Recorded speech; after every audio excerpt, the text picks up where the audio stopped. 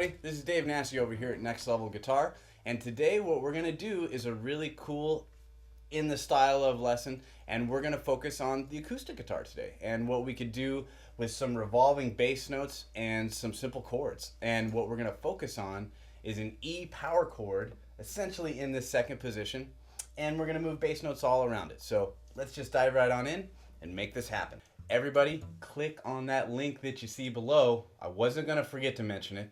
You know it's coming.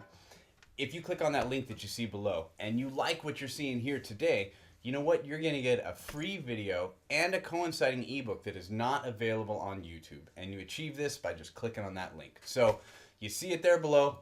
Click on that link. You'll get a coinciding ebook that is free, a video lesson that is free. And in that ebook, you got all kinds of cool information, chord diagrams, scales, lots of things that you need in your everyday. So all you got to do to achieve this is just click on that link that you see below. So the E chord that we're going to voice, it's kind of cool. A lot of people aren't familiar with this shape of a power chord. So just like every other power chord, right, which is interval construction of a root and a fifth, we have, of course, our root here being E, our fifth being B, and then we've got the E there with our pinky. So this is really cool because I automatically have a high E string and then the low E string.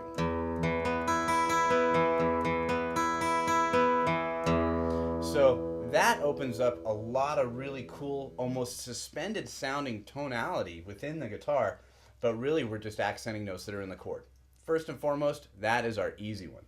Another chord voicing that we're going to deal with is that E chord, but we're going to add a C sharp note in here, right? So this is a sixth, if you want to think of it that way, where you have our C sharp. You get that low string in there. So what I'm doing is just arpeggiating the chord, fancy way of saying notes of the chord played separately. And then hitting that low string on there.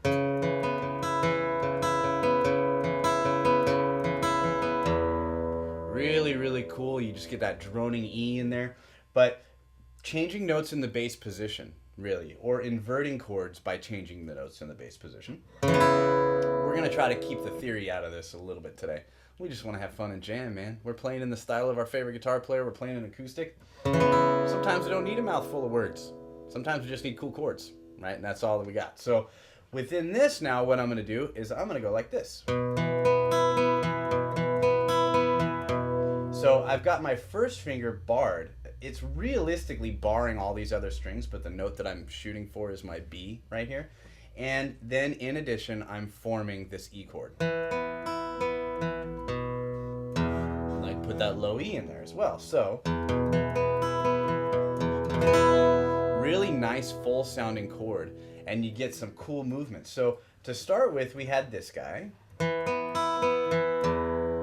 Second chord was this dude. Then we're going to switch to this first finger. Now we can't leave anything out because we want a good leading tone into what we're working with here. And I'm going to take this note and I'm going to throw this in here too. You can hear it wants to go somewhere. It's just leading me there is where we're going to go. But essentially right now I've got the E. And then I've got the G sharp in there. So right away, you've got some cool chords that you don't need to know a lot about that you can play that sound awesome. And how can we use these? Well, I would suggest you just strumming them.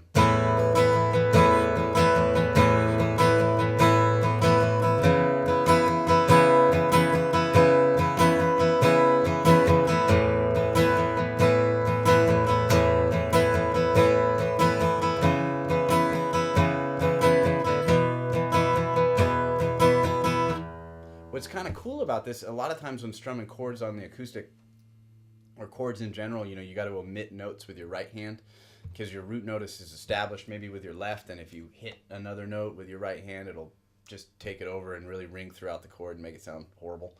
In this case, we can strum the whole thing and we're good, and we're just changing notes, and you get overtones that change, not necessarily chords that change, overtones. And I like to categorize overtones.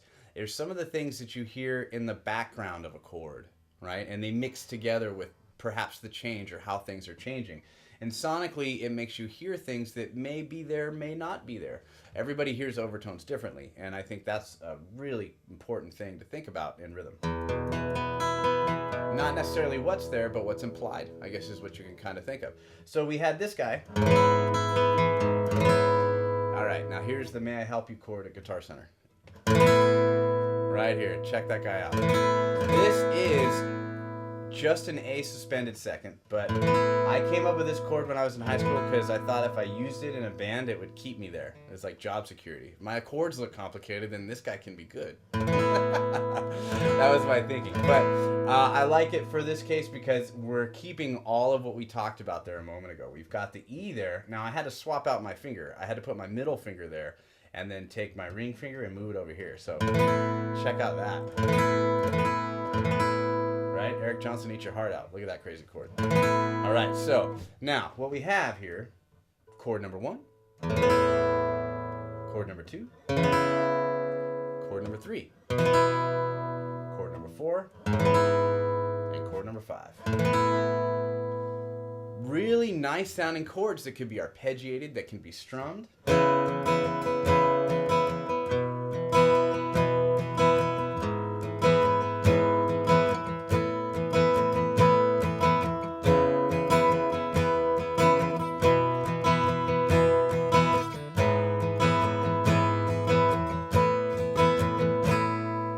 Now, one thing to mention with these, your hands will get tired. These are not just your basic cowboy chords that we're pulling off here on the guitar, right? We're playing some stretched out chords, and on an acoustic guitar, you know, keep in mind sometimes everybody's action, that's the string height off the fretboard, is slightly different. So if you're finding that you're trying to play some of these chords and you've got fingers hitting other strings and things like that, my thumb is very, very low in the back to achieve this. And a lot of the times, I'll tell my students, if you go to fret a chord and I can see your thumb, wrong. You don't want to be doing that because that means you're not giving yourself the proper amount of dexterity in your fingers, or the ability to achieve the chord, I should say, because all the pressure, it should be put here. And then that way you can crane your fingers out and really arch these dudes and stay on the tips of your fingers as best as you possibly can. Now, shoot for the middle of the frets. That's my theory. Sometimes people will say, yeah, get close to the fret wire. But if you get close to the fret wire, sometimes your notes don't ring as clear.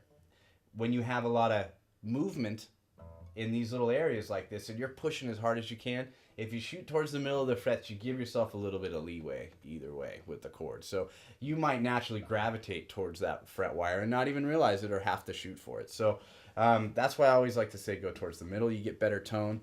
As a player, when you get older,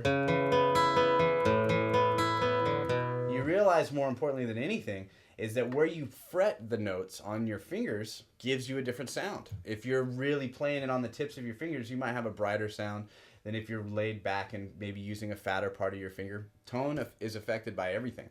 And especially on an acoustic guitar, these things are very magnified because you've got no distortion to hide it. We're playing on an acoustic. Acoustics don't lie. Acoustics tell you the truth. They let you know that you're a human being right away when you go to play them. So what we have here is a really cool lesson that is just centered around some basic chords that essentially are formed off of an E power chord. Some good leading tone and some sensitivity for you there in your own home, right? All right, so I'm going to leave it with that. I'm going to play out a little bit and experiment with these. Arpeggiate them, strum them, feel good. Play them for your lady. If you're a woman, play them for your man. They will like this. This is music to be shared, right? Okay, I bet you Dave's going to edit that part out of the video. Anyways. No, that in. All right, everybody. Thank you so much. I hope you enjoyed the In the Style Of, and I will talk to you soon. All right. Thank you much.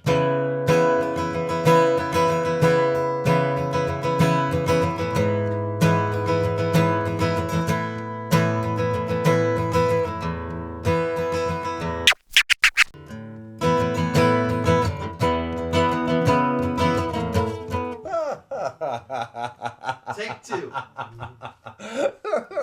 The first part was great. Outtakes. Ready? Okay, so let's try that again. That was really fun.